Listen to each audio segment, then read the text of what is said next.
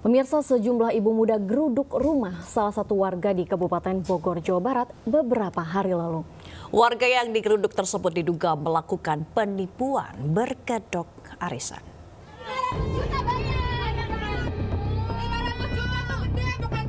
Inilah rekaman dari salah satu korban saat sejumlah ibu-ibu menggeruduk rumah terduga pelaku penipuan berkedok arisan di Desa Mampir, Kecamatan Cilengsi, Kabupaten Bogor, Jawa Barat. Masa datang untuk meminta pertanggungjawaban kepada terduga pelaku. Namun ternyata rumah terduga pelaku sudah dalam keadaan kosong. Penipuan berkedok arisan ini berawal saat terduga pelaku mengajak sejumlah warga untuk membeli paket arisan dengan iming-iming keuntungan yang berlipat ganda. Dalam aksinya, terduga pelaku berhasil menipu korbannya hingga ratusan orang. Atas kejadian tersebut, para korban telah melapor kasusnya ke pihak kepolisian. Menaruh uang atau sebagai arisan bodong ya, terus kita mendapat keuntungan yang berlipat-lipat. Berapa duit tuh? Kalau awal sih aku 250 dapat 750.000. Untuk selanjutnya itu aku cuma ngajak cowok aku. Nah terus dia tuh ngajak teman-teman yang lain sebagai reseller. Jadi reseller ini ngebawa orang, makanya korban sampai ratusan. Kini kasus penipuan bermodus arisan bodong ini ditangani oleh petugas Polres Bogor. Dari Kabupaten Bogor, Cahyat Supriyatna, iNews melaporkan. Coba tolong mak-mak yang menjadi korban perampasan sepeda motor. Sejumlah pengemudi ojol terlibat keributan dengan kelompok debt collector di Jalan Gunung Sahari, Sawah Besar, Jakarta Pusat. Para ojol yang marah menceburkan satu sepeda motor milik debt collector ke dalam kali Anak Ciliwung. Ya kembangin dulu sama aja ya, sedang diceburin di kali ya, diaduk nih. Dengan geram, sejumlah ojol menuntun sebuah motor milik kelompok debt collector di Jalan Gunung Sahari Raya, Sawah Besar, Jakarta Pusat. Tanpa ragu, motor tersebut langsung diceburkan ke dalam aliran kali Anak Ciliwung. Kemarahan para ojol dipicu ulah debt collector berjumlah 6 orang yang mencoba merampas sepeda motor milik seorang emak-emak saat melintas di Jembatan Merah. Beberapa ojol mencoba membantu dan menyarankan agar persoalan tunggakan cicilan motor itu diselesaikan baik-baik. Bukannya terima masukan, kelompok debt collector tersebut justru menyerang ojol dengan melempari batu. Motor kakak saya mau diambil katanya. Kakak jangan mau tinggal, kakak samperin aja. Gak bisa, saya mau disambil batu katanya sama tele. Ya kita kan sebagai cowok kan pasti kan ada dong. Terus ada banyak ojol juga bilang, Bang, sini aja bang, Bang, lu jangan kasar-kasar sama cewek bang. Gak bisa gitu dong, ini mau bayar, lu bayarin katanya itu makanya. Kaburin di uang kali. Terus matelnya kabur gitu bang? Matelnya kabur atau kemana? Nah inilah yang Keributan ini sontak memancing perhatian ojol lainnya dan langsung ikut membantu. Kalah jumlah, para debt collector lalu kabur dan meninggalkan sebuah sepeda motor. Motor tersebut langsung diceburkan para ojol ke dalam kali. Untuk mencegah bentrok susulan, aparat kepolisian langsung berjaga di lokasi kejadian. Hingga kini sepeda motor milik debt collector itu masih berada di dasar kali Anak Ciliwung. Dari Jakarta, Rani Sanjaya, iNews melaporkan. Seorang personil kepolisian Polres Lumah Bengkulu gugur dalam tugas saat melakukan kegiatan operasi penangkapan pelaku pembacokan. Ia meninggal dunia usai terkena sabetan senjata tajam milik pelaku.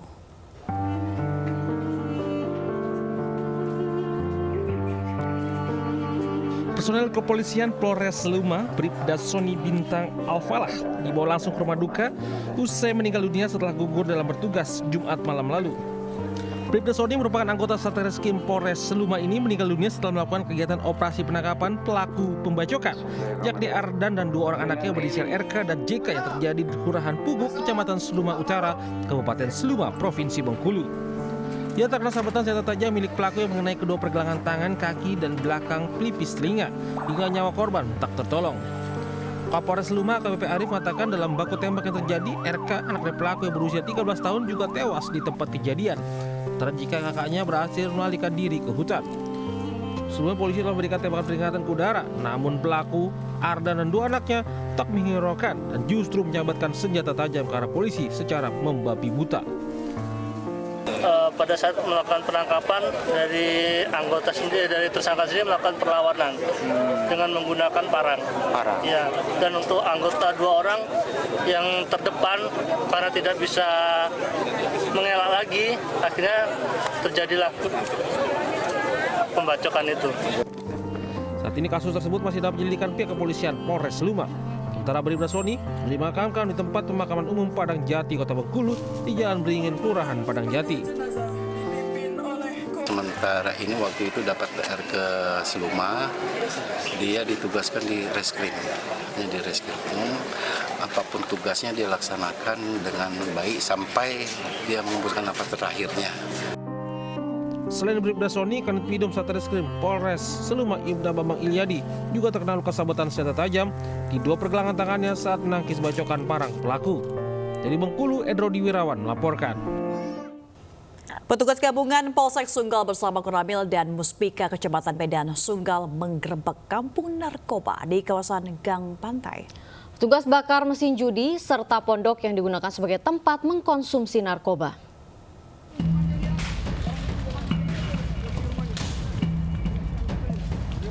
Petugas langsung membakar mesin judi jackpot dan membakar pondok yang kerap digunakan untuk mengkonsumsi narkoba di kawasan Jalan Klambir 5 Gang Pantai, Kecamatan Sunggal, Medan, Sumatera Utara.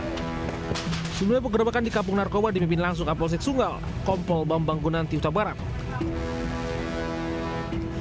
Penggerebekan dilakukan di 3 lokasi berbeda yang berada di wilayah hukum Polsek Sunggal, Medan. Sekitar mendapati pengguna narkoba dan pelaku judi, namun petugas berhasil menyita 7 mesin judi jackpot masih dalam keadaan menyala. Temukan tadi ada 7 unit jackpot, ya.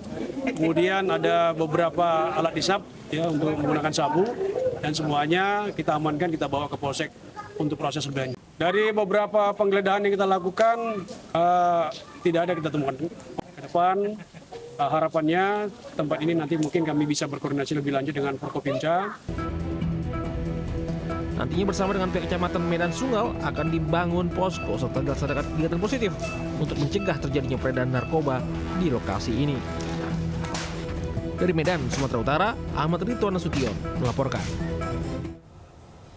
Seorang mahasiswi di Pekanbaru Riau menabrak seorang emak-emak pengendara sepeda motor hingga meninggal dunia.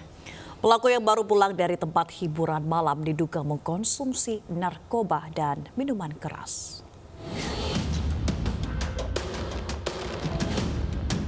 Kecelakaan maut terjadi di Jalan Tuanku Tambusai, Pekanbaru pada Sabtu pagi sekitar pukul 5.45 waktu Indonesia Barat. Seorang pengendara sepeda motor, Renti, 46 tahun, meninggal dunia setelah mengalami pendarahan di kepala. Rekaman CCTV memperlihatkan sebuah mobil berkecepatan tinggi menabrak korban dari arah belakang. Mobil yang dikemudikan seorang mahasiswi berinisial MP pun menyeret korban jauh 50 meter. Polisi kini telah menetapkan pelaku sebagai tersangka. Kepada polisi, MP mengaku baru pulang dugem dari tempat hiburan malam dan mengkonsumsi narkoba serta minuman keras. Hasil pengecekan urin dari Rumah Sakit Bayangkara atas nama Saudari M positif narkoba, amfetamin dan metamfetamin. Saudari M di lokasi terjadinya TKP tersebut, di TKP lakalan tersebut tidak sadar telah menabrak korban atas nama Saudari Renti Marningsi, umur 46 tahun, pekerjaan guru, menabrak dari belakang sepeda motor Yamaha Vega, kemudian terseret sejauh 50 meter. Saat ini pelaku diamankan di Mapolresta Pekanbaru untuk menjalani pemeriksaan lebih lanjut. Meski pelaku meminta maaf pada keluarga korban, namun proses hukum tetap berjalan. Tersangka dijerat pasal 311 Undang-Undang Lalu Lintas nomor 22 tahun 2009 dengan ancaman hukuman 12 tahun penjara. Dari Pekanbaru Riau, Indra Yosrisal, iNews melaporkan. Ke informasi berikutnya, pemirsa, dampak musim kemarau mengakibatkan produksi cabai rawit semakin berkurang dan berdampak melambungnya harga cabai rawit. Ya, seperti di pasar tradisional Atas Baru Kota Cimahi, harga cabai rawit dijual dengan harga Rp90.000. Mahalnya harga cabai ini dikeluhkan pedagang dan ibu rumah tangga.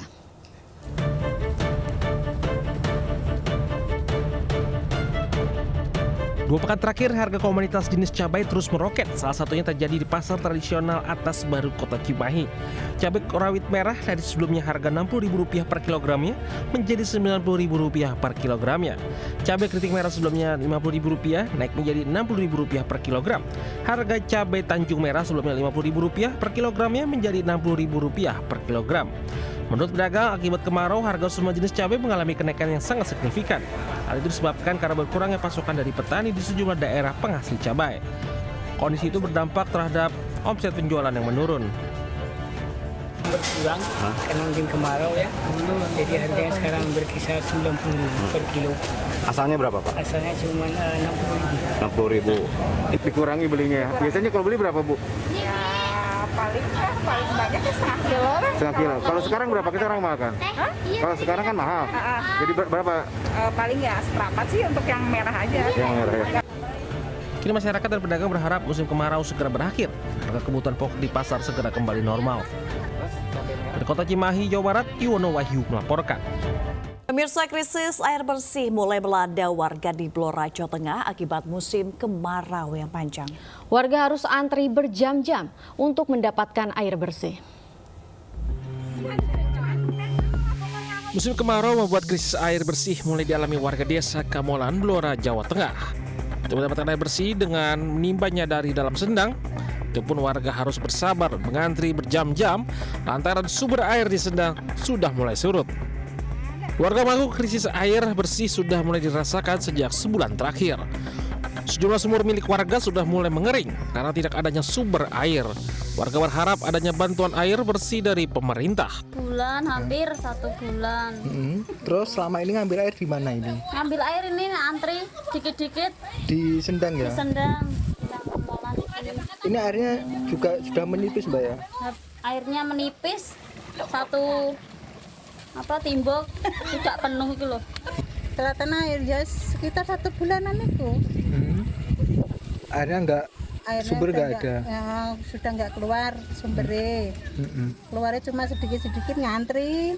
Ini saat ini mengandalkan air di mana ambilnya? Ya di sini ngantri. Di sendang? Iya. Sama warga ya? Iya. Krisis air bersih hampir setiap tahun dialami warga desa Kamolan, Blora jika musim kemarau berlangsung panjang. Hal dikarenakan tidak adanya sumber mata air di desa Kamolan. Dari Blora, Jawa Tengah, Heri Purnomo melaporkan. Pemirsa, kubu Anies Baswedan menyambut baik kepastian mantan Gubernur Jawa Barat Ridwan Kamil yang akan berlaga di Pilkada Jakarta. Masuknya nama Ridwan Kamil menambah alternatif pilihan bagi warga Jakarta.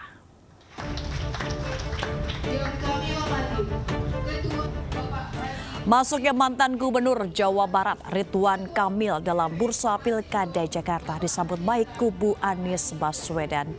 Menurut koordinator relawan Anies Baswedan, Ridwan Kamil merupakan salah satu tokoh terbaik dan berpengalaman memimpin daerah. Masuknya nama Ridwan Kamil menambah alternatif pilihan bagi warga Jakarta. Meski begitu, mereka optimis Anies Baswedan akan menangkan Pilgub Jakarta pada November mendatang dengan kekuatan partai pengusung dan relawan militan.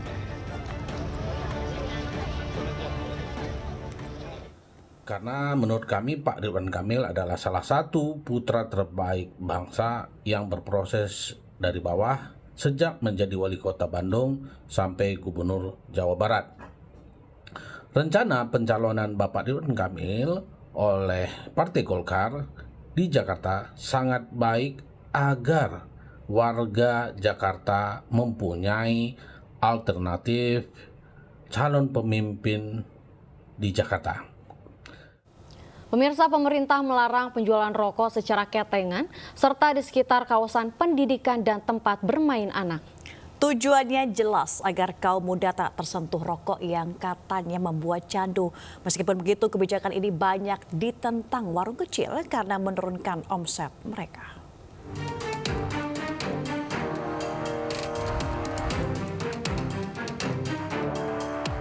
Pemerintah melarang penjualan rokok secara ketengan.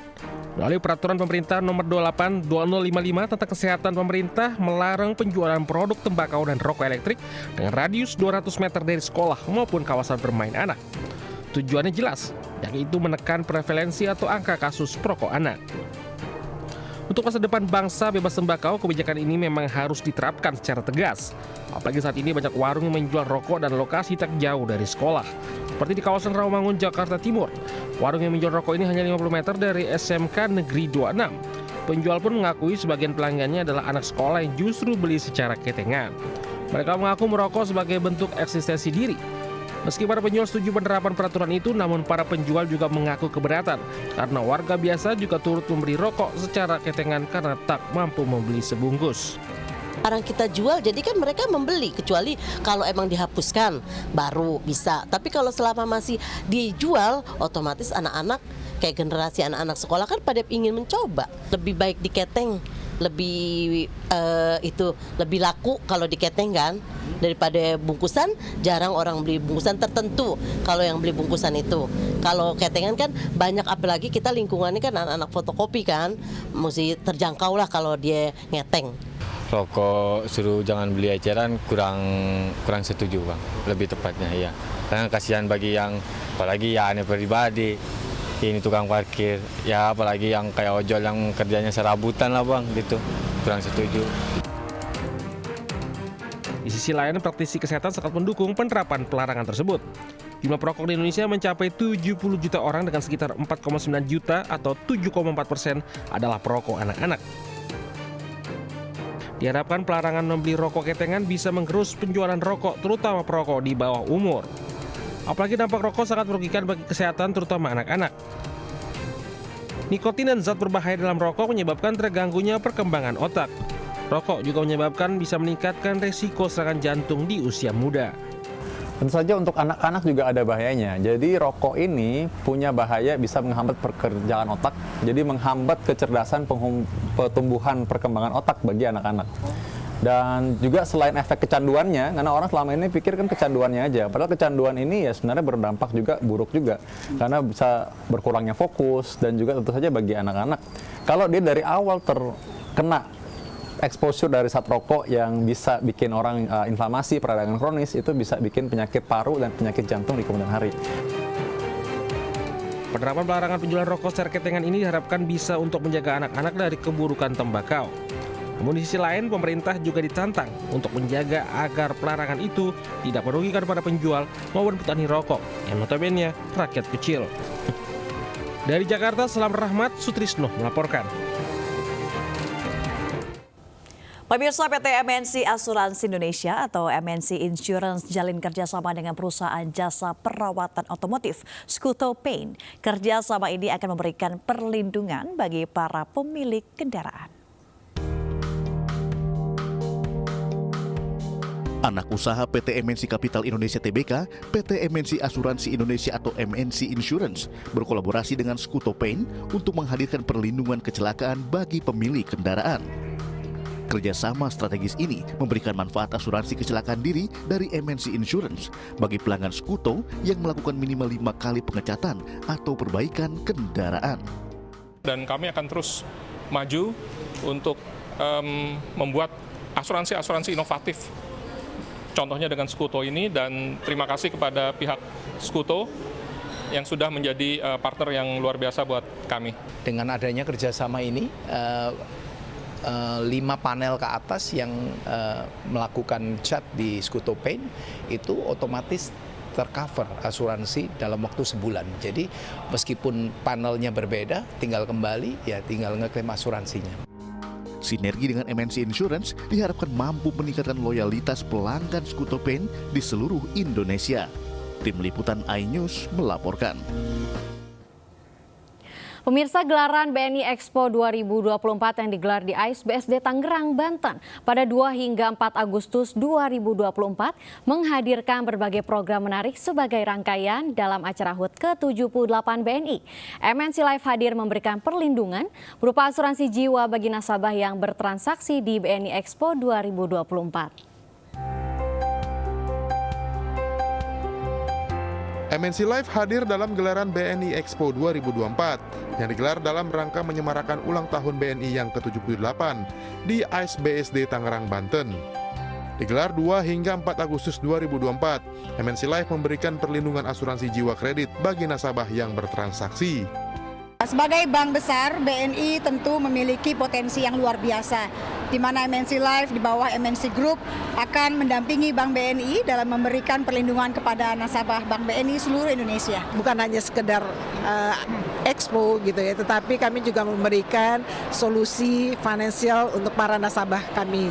Jadi di sini ada untuk KPR, kemudian ada untuk mobil, kendaraan bermotor, kemudian juga ada retail, ada travel. Jadi semua kami padukan di sini. MNC Life terus bergerak memberikan perlindungan berbagai jenis asuransi kepada masyarakat agar terhindar dari berbagai macam terjadinya resiko. Dari Tangerang, Banten, Nur Aryadin, iNews melaporkan. Kita ke informasi wisata, Aulina dan juga pemirsa, dan informasi menarik ini ya untuk jalan-jalan, rekomendasinya. Berkunjung ke Karanganyar, Jawa Tengah kurang lengkap jika tidak menikmati kesegaran air terjun Grojogan Sewu. Nah, pemirsa dan juga Mega, wisata alam di Kecamatan Tawangmangu merupakan air terjun populer yang dikenal oleh masyarakat luas.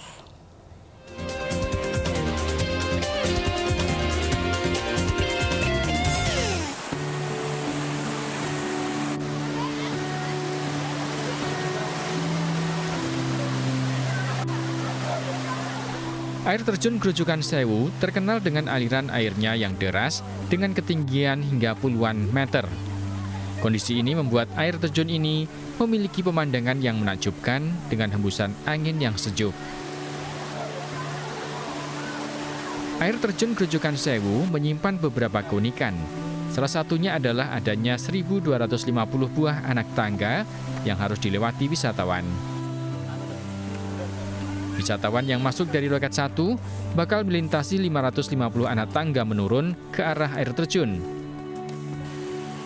Sementara untuk kembali ke atas, terdapat 700 anak tangga yang harus didaki oleh pengunjung. Salah satu pengunjung Grojogan Sewu dari Yogyakarta, Nova Nur Alifah pun merasa nyaman dengan suasana yang sejuk dan asri. Suasananya masih sejuk, masih asri, dan alamnya masih terjaga. Tadi kesini berapa rombongan, Mbak? 3 bis. Dan sendiri? Untuk ketinggian air terjun sekitar kurang lebih 81 meter. Selanjutnya ada fasilitas shuttle atau mobil jemputan untuk pengunjung. Jadi bagi yang tidak kuat naik dari air terjun menuju loket 1, nanti bisa pulang menuju loket 2. Dari loket 2 nanti diantar naik mobil shuttle langsung menuju parkiran loket 1. Nah, bagi Anda yang tak kuat menaiki anak tangga, tak perlu khawatir. Pengelola Grojogan Sewu menyediakan fasilitas shuttle untuk mengantarkan wisatawan dari loket 2 ke area loket 1 secara gratis. Dari Karanganyar, Jawa Tengah, Januar Setiaji, iNews melaporkan. Nah, pemirsa dan juga Mega, ini kita beralih ke informasi kuliner ya. Di Salatiga, Jawa Tengah, wisatawan dapat menikmati lezatnya sajian nasi mandi. Ini unik ya nasi mandi ya, karena hidangan khas Timur Tengah yang kaya rempah ini bisa dinikmati di emperan sebuah rumah di Kota Salatiga dengan cita rasa otentik dengan beras basmati, khas Timur Tengah, dan rempah-rempah pilihan tidak kalah dengan restoran besar.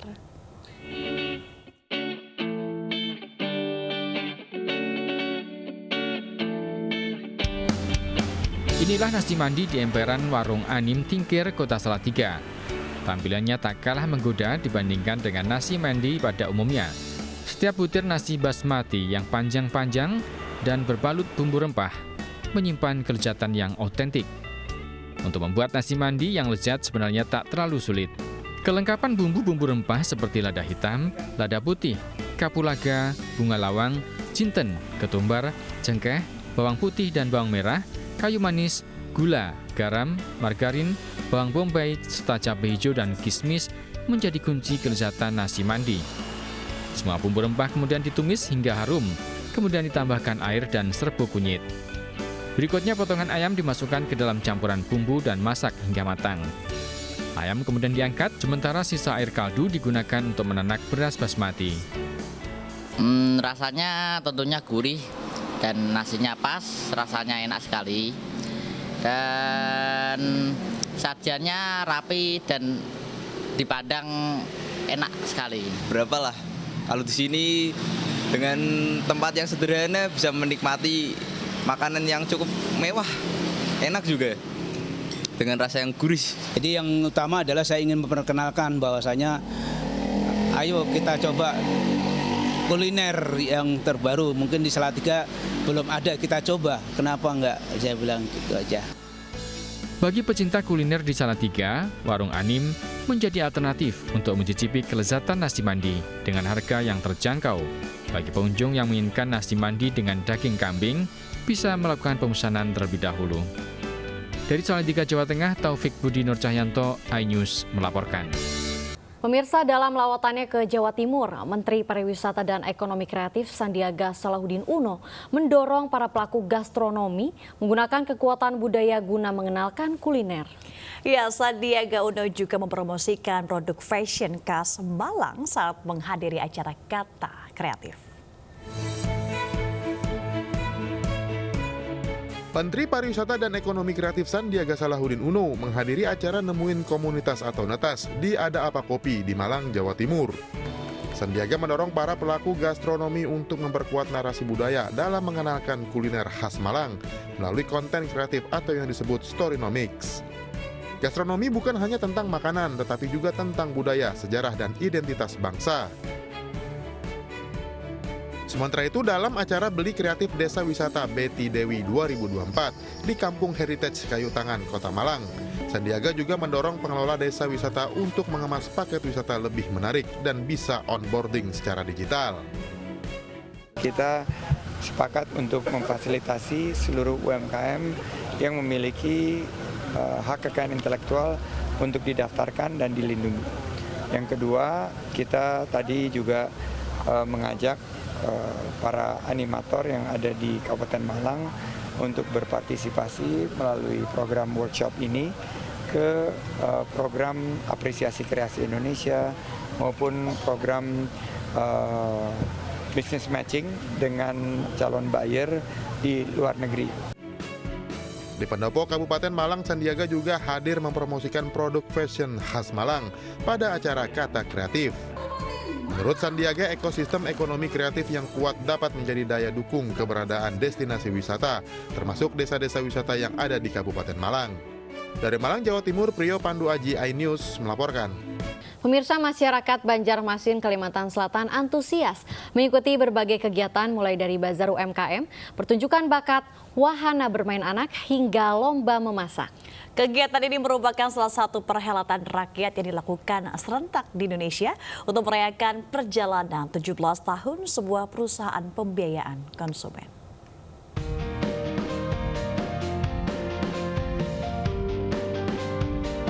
Warga Banjarmasin antusias mengikuti perhelatan rakyat atau Mandala Perak di Taman Kambuja, Banjarmasin, Kalimantan Selatan Minggu pagi. Puluhan stand UMKM ambil peran dalam perayaan 27 tahun perusahaan pembiayaan multiguna tersebut. Masyarakat pun menikmati berbagai permainan seru. Selain itu, lomba memasak juga menjadi daya tarik tersendiri. Keseriusan peserta dalam mengolah berbagai masakan di tengah event justru menjadi tontonan seru. Kegiatan ini juga memperkuat komitmen Mandala Finance untuk menjadi mitra terpercaya dalam menyediakan solusi keuangan bagi masyarakat Indonesia. Ya, jadi kita pengen lebih dekat ke masyarakat dan lebih memberikan gambaran ke mereka tentang Mandala Finance itu sendiri kepada mereka, khususnya di masyarakat Banjarmasin. Priority kita menghadirkan UMKM dan kebetulan di sini saya lihat ada UMKM lebih dari 10 ya, tambah ada juga mini van gitu ya. Jadi itu pun kalau kita nggak batasin cukup banyak sih. Kalau untuk Samyang Roll saya sudah bikin 3 kloter Kak, dan ini mau bikin lagi karena saking banyaknya membludak pengunjung Kak dari Mandala Event ini sendiri. Berbagai penampilan dari beberapa talent terpilih juga ikut membius mata masyarakat untuk menyaksikan pertunjukan menarik. Bahkan wahana bermain anak juga disediakan secara gratis. Selain di Banjarmasin, acara ini juga diadakan di 27 kota yang tersebar di berbagai titik di seluruh Indonesia. Dari Banjarmasin, Kalimantan Selatan, Suhardian, iNews melaporkan.